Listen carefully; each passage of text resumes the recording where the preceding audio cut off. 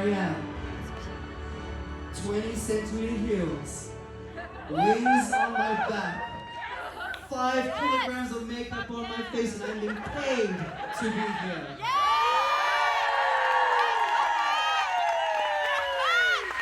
Moreover, I have achieved every dream that little boy ever held for themselves.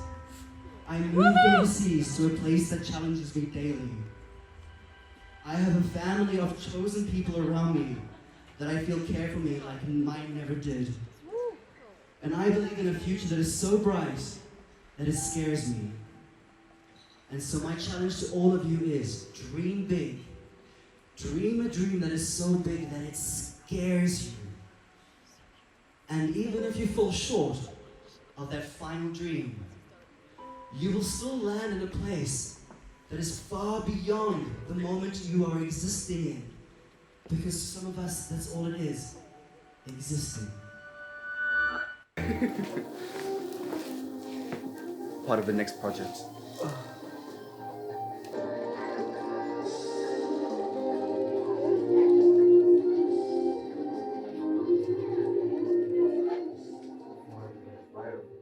And I draw my pictures, and like I think the original thing I wanted to do here was like a pseudo-religious play on, I guess, the intrinsic holiness of us all. Because I'm not one for religion where we say, I believe in this or that, the next thing. And I think I'm more New Age, and I think that everyone holds a spark of the divine. Everyone is holy in their own right, and that's up to you to accept that power. And so I created this monster, which weighs a ton. And so that's the back part of it there. Glitter, eyelashes, you know, mementos. They're really cool. Each one of them a memory, a moment, laughter, pain, performance. Some of them are exceptional. Like this one. Oh, gorgeous.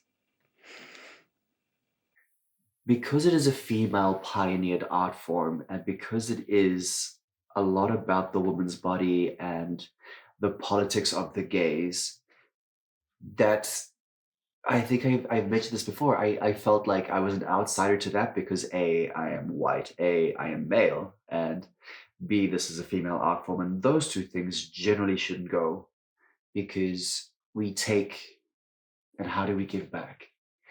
And in an art form where it is about empowering yourself, it is about empowering the individual in however they wish to express themselves, but there is this homage that needs to be paid. And so for me, it was always, I had to be careful about, I think, my reasoning for what I'm doing. And I'm a queer performer. So I think that I find safety in celebrating my queerness, but also my individual story. And whilst I use this art form as a platform, I also feel I give back to it in a way. Lots of this. Like I said, I'm obsessed with historical costumes and references. And so I was thinking, channel Queen Elizabeth. You know, she used... That's very regal. It is very regal. And, you know, Queen Elizabeth the First was a female monarch in a time that was ruled by severe patriarchy. And she had to create this whole, like, myth of female monarchy. And to be able to show that she was a figure worthy of the crown, she had to create this image of herself that was both masculine in the sense of like having the ability to rule over a country. And she did a lot of that with costume. All these explanations of things. Harnesses is always a fun thing to play with. And then measurements and trying to figure out how to make patterns. Because, you know, like I said, no one ever taught me this stuff. I just figured it out. And yeah, then always writing, lots of writing. I also do it in a way that is not challenging because I am not the male gaze that, you know, I don't look at you and I don't break you down and I don't feel that I am here to like prey upon you. I'm a safe space. And I think so many times that having someone of my gender hold safe space for women can be very healing as well.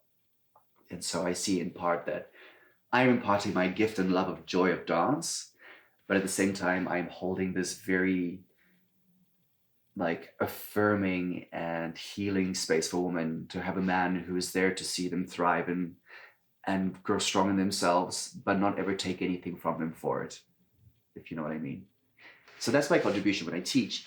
And as far as the art form goes, I think that burlesque in its classic form is very limited in its scope because it can only exist as that within the classic sphere. And it's very hard for an art form to be able to expand or even to perpetuate itself if it cannot adapt and grow. And so I think that it would have been necessary at some point, like it is happening with drag now, as it is happening with burlesque, as many other things, is that we need to open up the art form and allow people with different viewpoints and different abilities and different backgrounds to enrich the environment.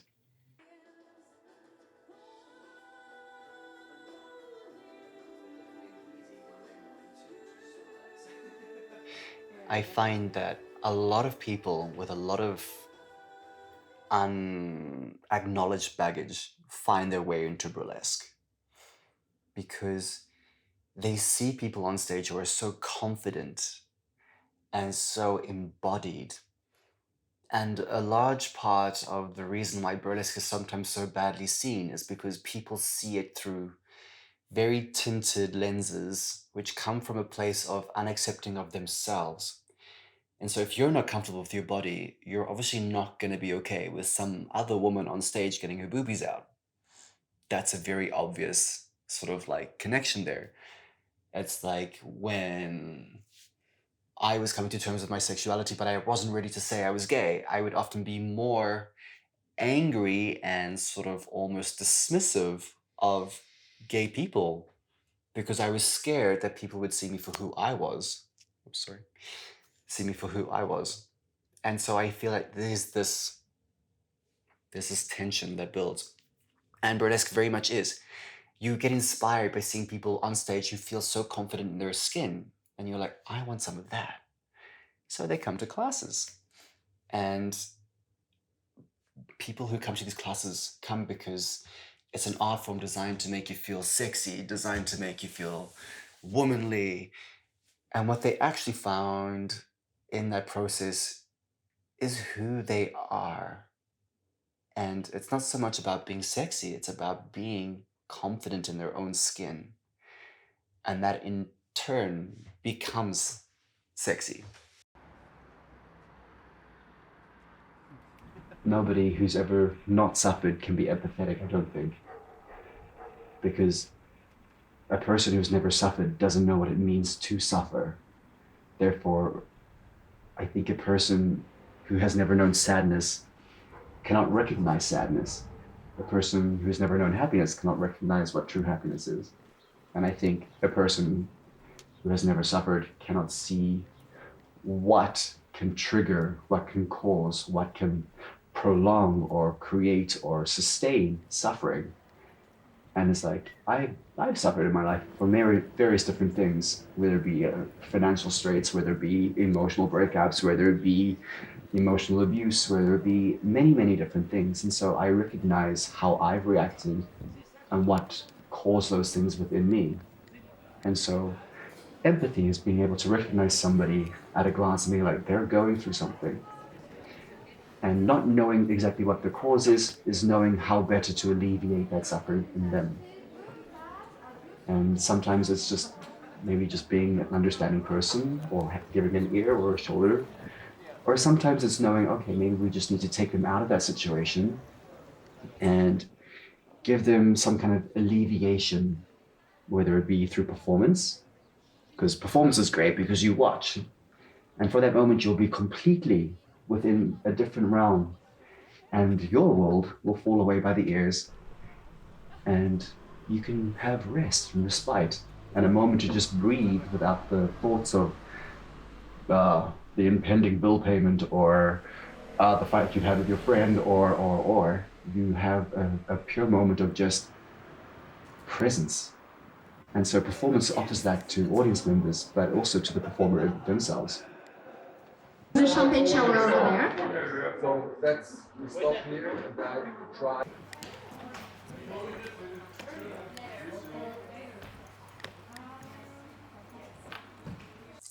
Because I mean, it's taken me 14 years to develop the kind of look that I have now. And I know my proportions, but when you add a beard, it creates a new proportion. And it's hard to make a, well, for me, it's hard to kind of redesign my face to keep it feminine looking with the beard. Because I mean, painting pretty is kind of the mindfuck. Because in having like a big, thick, masculine body, and then a really beautiful face, I think is like a really fun way to tolerate people's expectations. Like, how can someone be so pretty and also so masculine? Because we never really associate those two things together.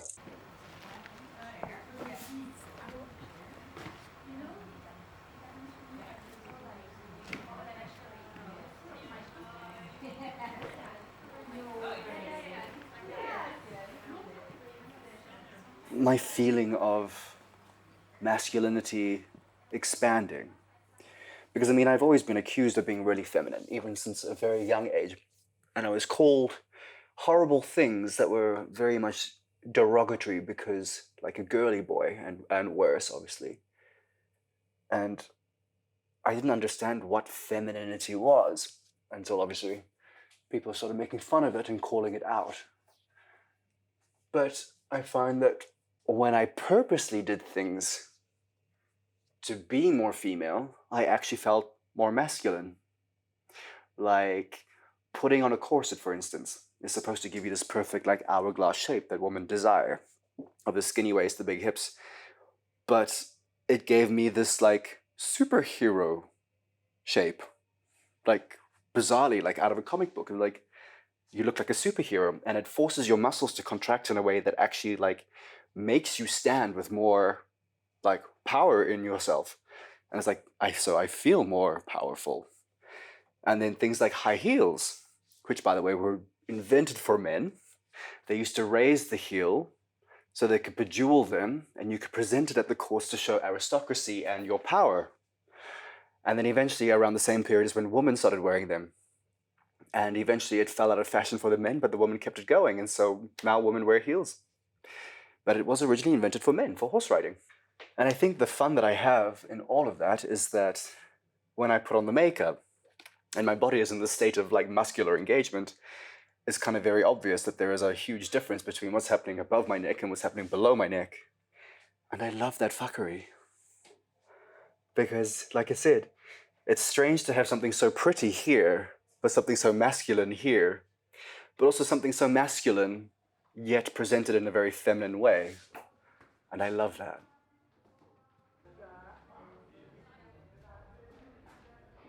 You're putting all your fears and expectations onto me and feeling some kind of feeling about it. And unfortunately, that's probably been taught to you. That's probably some kind of, like, a social construct that you've been taught since a young age, that boys have to be a certain way, girls have to be a certain way. And I can tell you, it's bullshit. Because I sometimes feel the most masculine I've ever felt, dressing up in the most feminine way.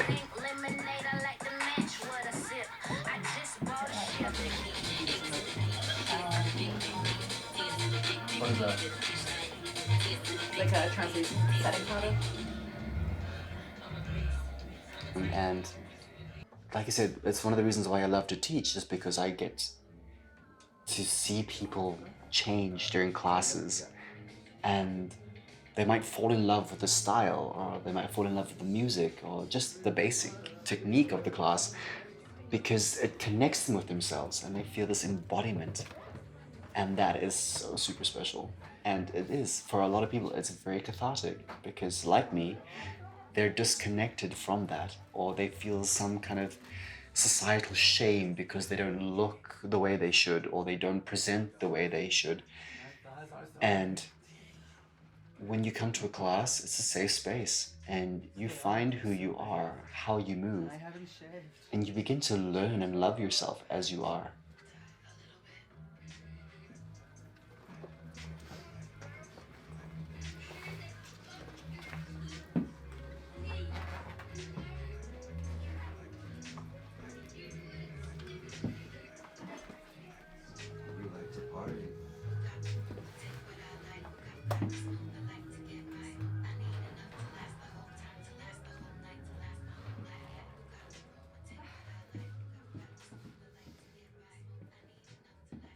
Well, I guess if you're looking at it from the outside, you would say it's a lot of work. To be someone who is embodied as I am, I gym, I watch my diet, I teach classes, I follow these passions, but I feel like all these things are keys that I have gifted myself to unlock the unbridled potential that exists within myself. And I don't train because I want to look good. I train because I want to feel good. I don't perform because I want to show off. I perform because I want to connect. I don't create because I'm bored. I'm create because I am hounded by an intense urge to bring something that wouldn't have previously existed in this world. And all of it combines to contribute to this moment I have on this planet, to feel the best that I can feel for myself and have every experience I've ever wanted for myself. And at the end of the day, when I look at my life flashing by, you know, when I die, I don't want to be sitting there going fast forward, fast forward, fast forward. I want to be sitting with a bucket of popcorn going, fuck, that was great. You know? And so you only have this one chance, and I don't want to live it in fear or in regret. And what I have done now is an unbridled resolution to push what I have in a way that it makes me feel whole, but it also brings together people's and hopefully inspires them to feel whole too. Because there are too many empty people in this world. And I found a way to make myself feel full. And why hide that? Share it.